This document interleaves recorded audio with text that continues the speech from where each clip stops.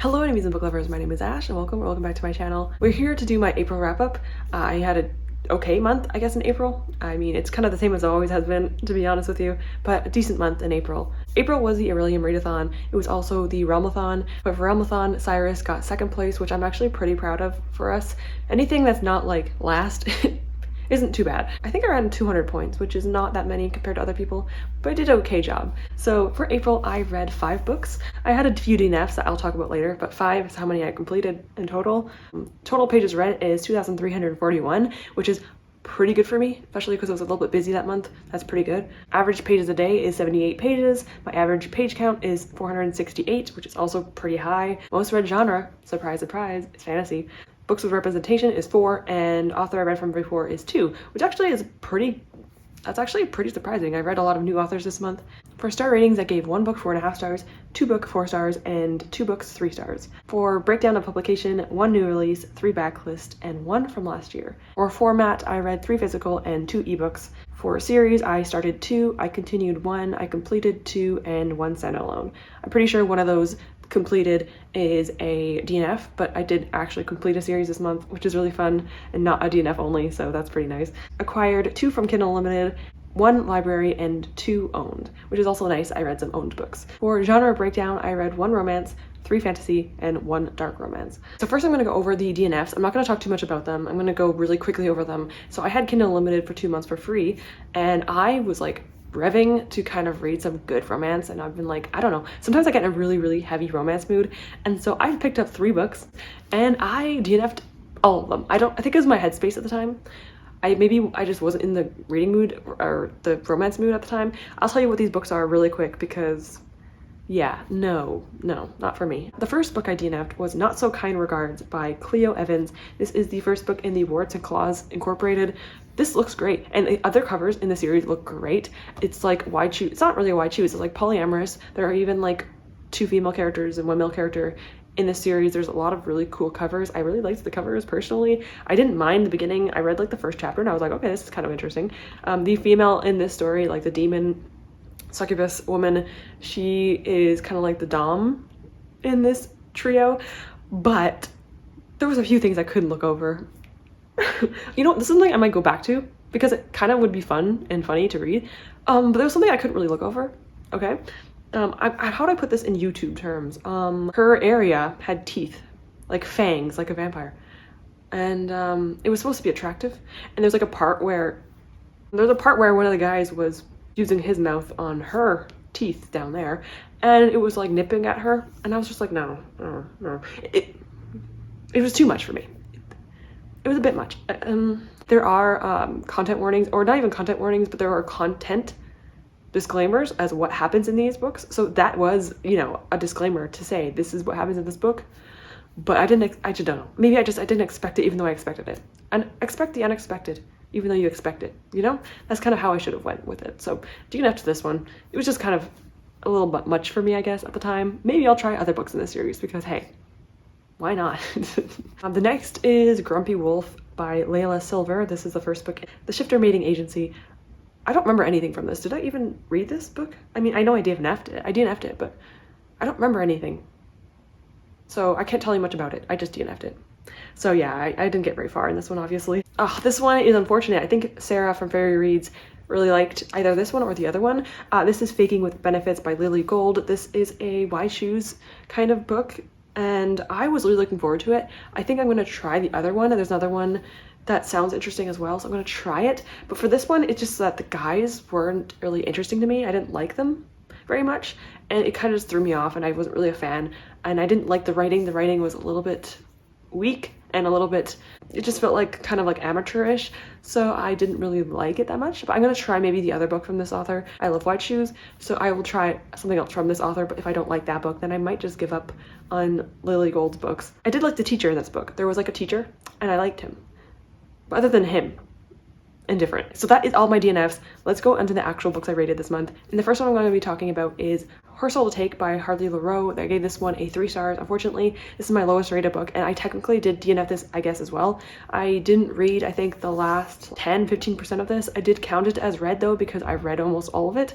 But yeah, this one was okay. I think I might have given it a 2.5 and I rounded it up to a 3. Didn't deserve a 2, but it was not really something I loved. I read this because it was a booktuber favorite for the Realmathon. It was Becca's, and Becca and I had very similar taste. So unfortunately this one was not one that we kind of agreed on. So the main guy in this book does not have a deer head. So I thought it was like a part of him. Thankfully it wasn't. But he is very, very mean to like everyone but her. I mean, he kind of is mean to her at first, but like over time he gets really soft for her. And I did really like the romance in the beginning. I did enjoy the aspect of these two together, and I did like parts of it a lot. There were a lot of cute moments, but like their relationship is definitely not something that it's kind of toxic. I mean, it's a darker romance, so it wasn't the healthiest relationship, but I did enjoy it. So he is kind of like a normal looking guy, but I think he is a demon, and she does accidentally like summon him, and she becomes like his, not owner, he kind of eventually like belongs to her in a sense. His end goal is to take her soul and pretty much bind it to himself, so that way she becomes immortal and she has to pretty much do anything he says. Her soul is his, and so that's his end goal. That's what he wants to do, but she always says no. She's like, no, hell no. I don't really blame her, to be honest. He's a demon, so yeah.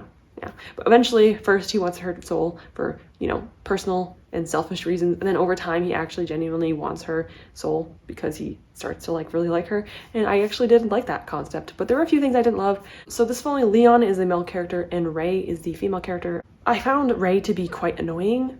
I didn't like her. She kind of jumped into situations that were dangerous. She didn't listen to people when they told her certain things. She didn't really listen to Leon. I mean, I get it, he's a demon, but he would tell her things that were literally like dangerous if she didn't listen, and she would do them anyway. And it was kind of frustrating to follow a main character who was just that like clueless. Like she just didn't understand things. She kind of reminded me of the main character from Crave. Like the guy was obviously a vampire, and there were so many hints given to her, but somehow she didn't really understand that he's a vampire. Like, it took her so long to figure it out. And I kind of had the same vibe from Ray. It just took her so long to kind of put puzzle pieces together. And even when people were telling her things, she just didn't believe it. And it was just very annoying and frustrating. And I guess realistically, if a human were to like randomly meet a demon, maybe they would just not believe it for most of it, which I guess makes sense. But it was just really hard to like her. So that was a little bit annoying to me. Also, this book has a lot of BDSM aspects into it, and there was no aftercare. I think there was one scene of aftercare that I read. I didn't finish the book, but I read at least 3 to 4 scenes with like pretty heavy BDSM concepts into it. At least some of them were. And thankfully there was at least one aftercare. But yeah, aftercare, they had at least a safe word, but aftercare is what usually people do after BDSM or like really heavy sessions, because people really need that closeness. You take care of the person afterward, you make sure they're okay, you cuddle them if they need to, you get them water, you pretty much just make sure that they're all right, because it can be a very heavy aftermath, I guess you can say. And there wasn't really any in this book other than that one part, and it was a bit odd to me. It feels like if you're going to integrate BDSM, you should at least have a little bit of aftercare. Wasn't really there. There's a part where he like slaps her in the face, and it's like they like it, but I don't really like that. I liked almost every other thing in this book, but the slapping on the face was not for me. Not my kind of thing. It was still interesting. I don't really read dark romance, so it was kind of interesting to read a dark romance. It was interesting for that regard, at least. So yeah, that's all I really have to say about that one. Another book I gave a 3 stars to was The Brightest Light of Sunshine by Lucino Coney. This is from my scratch off card, so I scratched off a favorite from one of you, and it was actually with someone from Instagram. So this was a contemporary romance. It was actually I actually did enjoy it. I think I just liked the beginning more than the ending. It follows a character who was assaulted at a party, and when she was a bit younger, and a few years later she goes to a tattoo parlor and meets a tattooist, and she wants to get a tattoo for something, but she kind of like chickens out, for better lack of term. They slowly kind of built a relationship, and it follows in 3 different parts, and I actually really found that to be beautiful. The author kind of talks about it on their Instagram. This is a very slow, gradual romance. They start as best friends, and then they slowly kind of go into a relationship. It wasn't my favorite. I'm not a huge contemporary fan, and I did, like I said, enjoy the beginning a lot. I felt like their friendship, the whole like, oh, we can't be together because I don't want to ruin our friendship thing happened, and I don't love it. It was kind of annoying. Like, they would kiss, and then she would say like, we can't do this, I don't want to ruin this. Or he said that, he was saying it, which I don't mind him having boundaries, and I really liked that the male character is the one that had the boundaries in this book. I'm not complaining about that. It's the fact that like they were making out, and then like 2 minutes later he's like, no, we can't be together, I can't ruin this. And then he would like have thoughts about her by himself, but then he's like, nah, I can't do this. Eventually they do end up trying, and it's really, really sweet. There is a little bit of smut in this book. Not a whole lot, but there's a little bit in this, which was surprising for me. But yeah, I gave it a 3. I did enjoy it. Not a favorite, but contemporary is a really hard genre for me to enjoy.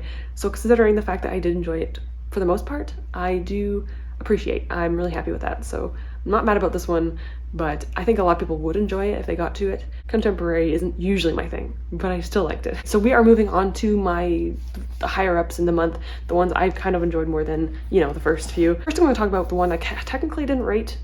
I think I gave it like a 4 if I had to rate it. This is in my reading vlog, and that is Lore Olympus. This is by Rachel Smith, and I did like this. I have a whole video on it, so I'm not going to talk much about it. This is like a Greek mythology retelling between Hades and Persephone. There are other characters within this, and I do plan on continuing the series on Webtoon because it's free, and I don't want to have to get all of the volumes, but I did enjoy this. It was really beautiful. I got to read it at Niagara Falls. I had a really great time, and yeah, I have a whole video on it, so I'm not going to get too far into it, and I didn't really usually rate it. But like I said, if I had to rate it, I would give it a 4. But did enjoy this. Had a really fun time with it. The ending was a lot for me, and I'm just looking forward to continuing it and hoping Persephone gets to kick some butt in the future. Down to my last 2 books. Now these ones are pretty good ones for the month. This is a 4 stars, and I was surprised that I actually quite liked it, and that is Tower of Dawn by Sarah J. Maas. I am pretty happy with the fact that I read this and I enjoyed it. I didn't know if I would, but I did. This book particularly follows a different kind of protagonist. It's a character that's throughout the series. It's not a new character, it's just a different protagonist than what we're used to. And we were following them, and I did like it. There were parts of it that I wasn't sure about how I felt. I really did I like the romance. I mean, it's Sarah J. Maas's writing. I always like her writing, but I did enjoy it, and I liked the romance. It was sweet. The secondary romance was random, but I'm here for it, I guess. And I am looking forward to reading Kingdom of Ash in the month of May, which is this month, and I haven't started it yet, but I'm going to be starting it soon. Scared. I can't say a whole lot about the series, but it's it's a fantasy series. I wouldn't really say high fantasy though. It has high fantasy aspects to it, but I think it's like a pretty easy series if you are getting into fantasy to kind of read this series.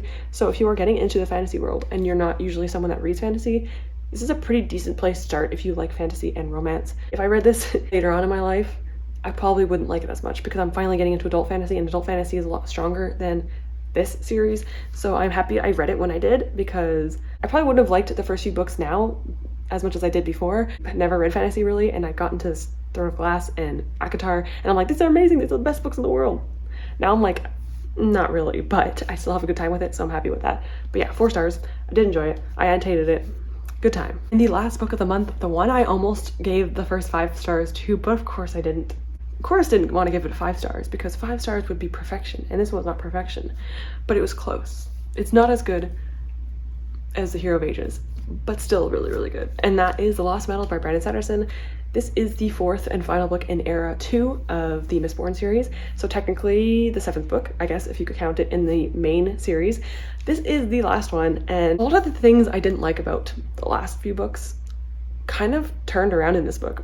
Wayne in this book was likable. I actually liked Wayne in this book. Color me surprised.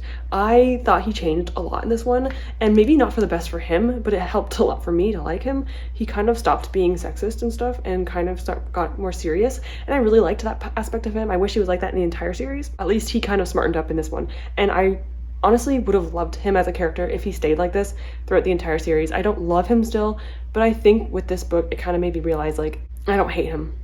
He's still not my favorite character, but there are aspects I really liked about him in this book. Also a character in this book that I love, love, love. I don't want to say her name because it might be a hint of a spoiler, but there is a character in this book who has autism. And Brandon Sanderson himself talks about Asperger's and how this character actually has that. And it's not like, you know, hinted or like maybe they have it. He has an interview or on his actual page where he actually clarifies it, and he did a lot of research on it. And this character is my favorite character in the entire series, by far, for sure. I see a lot of myself in her. I'm not sure if I'm neurodivergent or not. I think I am, like pretty sure I am, but I see myself in this character so much, and I cried at this book. I cried multiple times with this book, by the way, but there was a part at the book, the end, it's like an introspection within the end of the book, and it made me cry because I understood exactly what she was saying. I just loved it so much. I love her so much. She's my favorite character. I don't have a lot of favorite characters in this book. Wax isn't a favorite character. I don't really love anyone in this book, but there are a lot of interesting things that happen within this book, and this one in particular has so many ties within the Cosmere and the first trilogy. It is wild. The change and shift of this book is crazy. This is a 4.5 stars, so it got very close to a 5, and I rounded it up to a 5 on Goodreads because it deserves more of a 5 than a 4, but definitely a 4.5 for me. But incredible. I really enjoyed it. I do like the characters, not as much as the first trilogy though. It's never going to be as good as that series. I'm excited to have finished it and finally kind of finished a series or caught up on a series. This one was a lot. I cried like 3 different times. It was a good time. Okay, so with that is all I read for the month of April. I did complete all of my Aurelium Readathon prompts. The books I didn't read were Before They Are Hanged, just a random one anyway. I think that was for fiction, and I actually replaced that with Lore Olympus, so it worked out anyway. And then A Curse of Shadows and Thorns I was supposed to read for a book with a map. Unfortunately, I didn't get to that, but instead I followed that with Tower of Dawn, which does have a map in it. So I did work around my prompts and I actually did fulfill them. This is what I was supposed to read. Like I said, I just mentioned them, and then what I actually ended up reading, I did a pretty good job. I read most of the books, at least I was supposed to read, and I am almost done Before They Are Hanged. I will be finishing it actually today, or not tomorrow, because the live show is happening tomorrow, so I'll be finishing it really soon. So yeah, that is what I read for the month of April. I had a good time. I don't know if I'll be reading as much in May, but I am pretty proud of how much I read considering how busy I was. So yeah, I'm pretty happy with that. So with that, thank you so much for watching. I hope you had a great day. I hope you had a great reading month in April, and I hope to see you all soon. Goodbye, everyone.